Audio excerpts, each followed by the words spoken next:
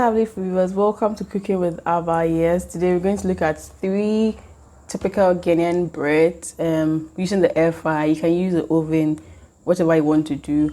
And yes, I'm going to show you what can go wrong when you're making your bread and how to correct all of them. So I'm going to start off with the cocoa bread, which I call the football bread. You need flour, you need the cocoa powder. You're going to also need yeast, sugar, and then the powdered milk, some margarine or butter, and egg. So what I begin by doing is mixing the yeast, the sugar, and the milk. Yes, if you don't have the powdered milk, it's okay. You can just use the liquid milk as well, which is also going to be shown in here. So I'm just mixing all these 3 in there. You can equally mix just the sugar and the yeast. Because I was using non-dairy milk, I decided to mix it in early so that it dissolves before it goes into the bread mixture I'm going to be making. So once that's done, I put it aside. Then I pour in my flour. You can check the description button for the quantities. Then I added in the cocoa powder here. In Ghana, you have a lot of cocoa powder, and so you can use that. If you don't have and you have any cocoa based powder, you can add it in as well. Then I added in 1 egg. The egg improves the texture of your bread. Yes.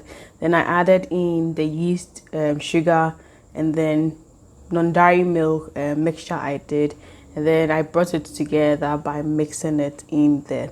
Yeah, so I realized the whisk wasn't going to do me too much well, so I just removed the excesses from it, and then I went in with my hand to actually mix this up. If you have a stand mixer or a bread mixer, it becomes very easy for you. All you need to do is dump your ingredients in, allow it to mix till it actually forms a good textured dough, and then you are good to proceed. But if you don't have and you have to go manual, this is actually one way to go about it. So once I mix it, I like to knead a bit with my fist because that becomes easy, especially when the quantity is less. Yes, if you're doing a small batch bread like this, it becomes easy. And then once I've mixed it for it to all come together, I then come in to add in my margarine, your butter, or the oil. If you want to use oil instead of that, you can use that in as well. So adding the margarine in later also helps you with a good texture, and it helps you also not get the thing too how do I say, it gives you that some sort of fine texture when you do it like that. So I realized, well, my margarine was a bit much, but I wanted to see how that was going to actually come up. So if you do so much margarine in your bread, you're going to get it a bit more cakey, and so that is one thing, and it's going to be soft, and it's going to take a longer time to kind of rise up in there. So I covered this up with a foil, and then I made it rest. Yes, for bread, you have to let it rest for like 30 minutes before you continue the kneading process. And once you are done with the full kneading process, you'd have to let it also rest. That's the thing about bread, for the dried yeast to actually help you rise. So when this was done resting, because it was very soft and I wanted to see how that was going to turn out, I didn't want to add in extra flour, and I was trying to see whether you could do bread with less kneading. Yes, because this one I realized I didn't knead it that much. My fits on the Buttery. So I wanted to see how that was going to actually come up. And yes, for breads like that, the shape I wanted, I had to use the air fryer accessory, the basin or the pan, to help me with that. So I just dusted in some flour so it doesn't stick in there. Then because it was very soft and I didn't want it to stick into my palm, I used some of the margarine in my palm, and then I formed balls or circles or molds of it. Then I placed it in. So this was actually to test. You see, sometimes online people kind of lie a bit. They'll be like, no knead bread, no knead bread. But if you don't knead your bread, you would have, how do I say, you'd have it having the cakey feel. It won't be like the fluffy, kind of feel you get with your bread. If you don't knead your bread, you're actually going to get more of a cake bread kind of texture. So this one, I call it like my cocoa cake bread kind of thing. So yes, I just scoop it into balls. It should have equal sizes, and then I just knead it in my palms to help me get some good circles, and I arrange it beautifully in my bowl. So yes, once this is done, you have to let this actually sit down for a little bit to rise up. Yes, for the yeast to also be activated. Yes, so you can put this in. I think this day I did it in the evening and I really had to sleep early, so I didn't really let it sit for too long, and so you realize it had puffed up, and when you pinch it, it comes up, but this didn't really sit for too long, and so the inside, when you're done, you realize that it is more cakey in there. If you want it to be very fluffy, let it sit for no less than 40 minutes so that it rises perfect. So I go into the air fryer and I use a 170 for 20 minutes, which is the cake function. Yeah, so you choose a cake function and then you let it actually bake. And so I just let it do its own stuff, and you can just go and then bath or do whatever you want to do. And yes, when I was done, this is how it actually came up. The thing about air fryer breads is the top, because the heat is from the top, the top tends to be very crisp and crunchy, and the base tends to be a bit more soft. So if you feel the base is not well done, you can flip it. So I think for this one like this, because I like more crusty bread, I actually flipped it for the other part to also bake for an extra 10 minutes in there. Then I got that very crunchy all around look in there. So yes, you can try this cocoa bread recipe at home, cocoa cake bread recipe at home, and you'd really love it as well. So like I said, you get it very much cakey and less trying bread. Now to Ghana's favorite tea bread, yes, that's how we call it here, but it's actually bread. And yes, this is the type that you get the outside very crunchy and the inside very soft and fluffy, and it's tasty. And this is few ingredients. All you need is your flour with salt, you need your margarine and essence, then you need your sugar, your pastry spice, and then yeast and water.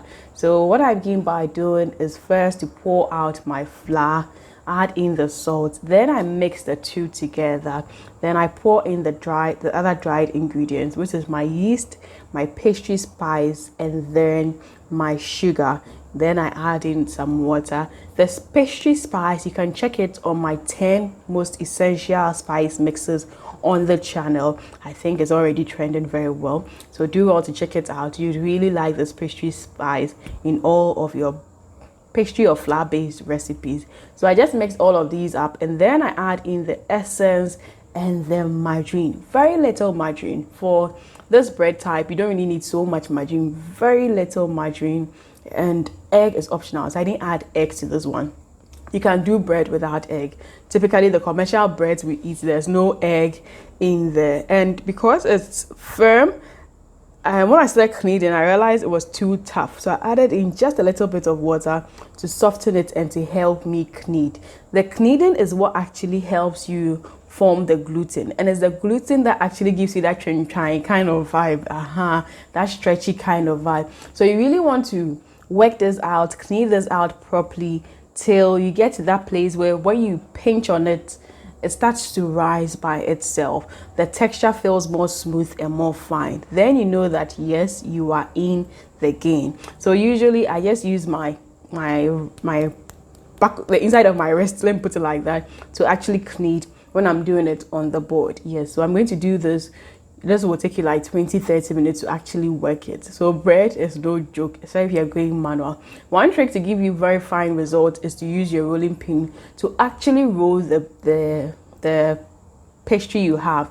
What this does is that it helps remove the air spaces. It also helps you stretch the bread, and it makes the kneading also go perfect and way nice. And when you're done, you realize that there's not so much airspace in some part, no airspace in some other part, and it gives you very fine texture as well. So once I was done kneading this for like 20 minutes, I just divided into two, and then I rolled it into the shape of the typical tea bread we have in Ghana. The typical tea bread always looks pointed, so I just fold the inside in, and then I just have to close it with my fingers, and then I just roll, like singing roll your boat in there. And then once I'm done, I have to actually dust it with some flour. Yes, the flour is what kind of keeps it dry, and it gives you that look of the tea bread, Ghanaian tea bread kind of look. So once you're done, you have to dust it in some flour. It's optional, but I think it gives you that dryness in there. Then I dusted some flour also into my air pan dish. Yes, I took the bridle in out from it, and then you can put the bread in and let it sit to puff up or to double up, or you can leave it on your shelf, cover it up, and then let it actually double up. So once it doubles up, you realize it becomes very, very airy. This should take about 40 minutes to sit. Yes, 30 to 40 minutes for it to actually double up. If it's well doubled, that means that your bread is going to be very fluffy. But if it doesn't double up properly, it's going to be very, very heavy. So once it's done, it goes into the air fryer. You use a kick function, which is 170 degrees for 20 minutes, and that is good to go. And that is all you actually need. You don't need any extra time for this bread. And when it's done, yes, I took it out, and the crust of the top was good, very, very crunchy, but the base was very soft, and the inside too was very, very soft. This is the beauty about air fryer bread. It's like baking bread in the friend is saying phone. Yes, the clay ovens. It gives you very crusty tops, and then the inside is always soft and very fluffy. Yes. Now to my third type of bread.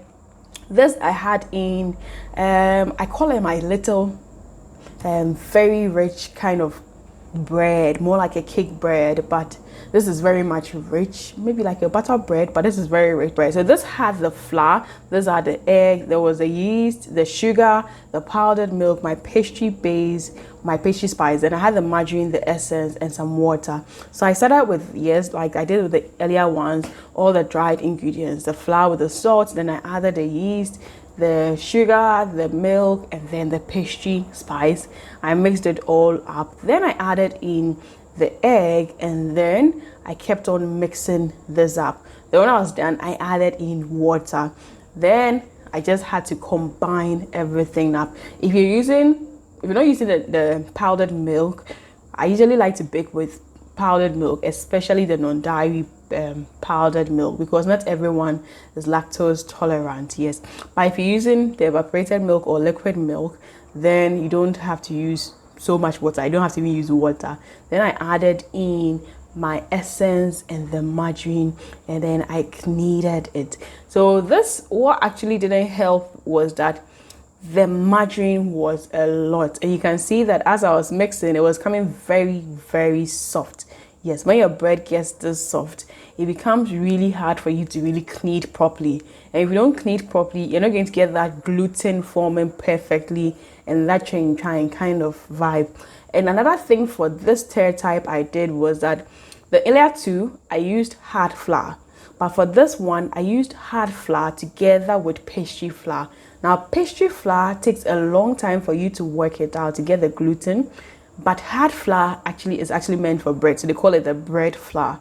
And so this also gave me more of a cakey kind of bread because of the pastry flour in there. So you realize I had to add in extra flour because it was beginning to just stick on the pan, and I didn't need it sticking on the board. I really needed it to knead. Yes, so I had to be incorporating a lot of the flour, and because I mixed it with the pastry flour, like I said, you won't get the gluten forming perfectly like the bread flour. So that's another thing. Yes, if you try doing your bread with soft flour, you're going to really knead for a long time. And yes, you get it more of the cakey feel. You won't get it so much stretchy in there. If you use the bread flour or the hard flour, you're going to really get the bread kind of feel, the stretchiness in there. So, but just in case you want to mix it up or you don't have enough of both of them, you can just mix it up. It's also going to give you bread. So once I'm done kneading, like I said, I use a rolling pin to help smoothen it out and to also help me actually fine tune the kneading in there. So once it was still tearing, I knew it was not really done, and I kept on and I let it rest for some few minutes. Then I came back again to stretch it out with the rolling pin.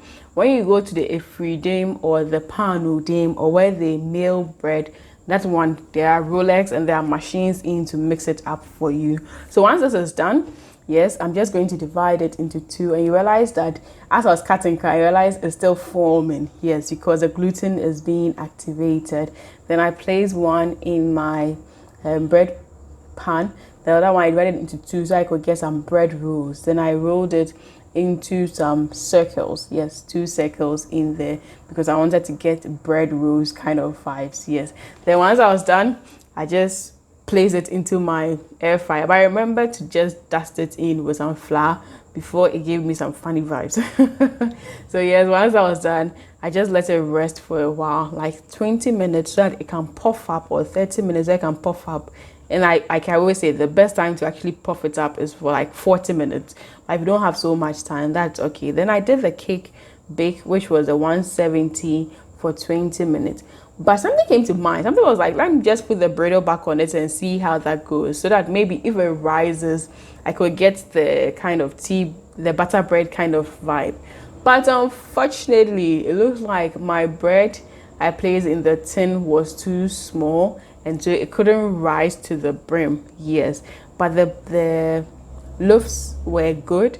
They were tasty. They were nice, and yes, the bread rolls were also very fluffy like the first one, and the outside was very crispy.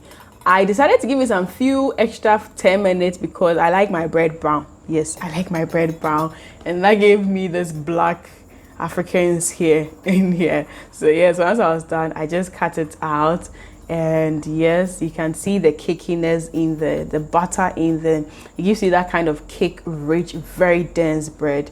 And so if you like your bread very rich, very dense, then this is the option to go with. So these are my three favorite, or three bread types using yeast. Yes, whether you want to use soft flour, hard flour, I've showed you what's going to happen. Whether you want to use more margarine, less margarine, egg or no egg, milk or no milk, these are all the options for you. So I see in the next food video. Do live life to the fullest, be joyous, be merry.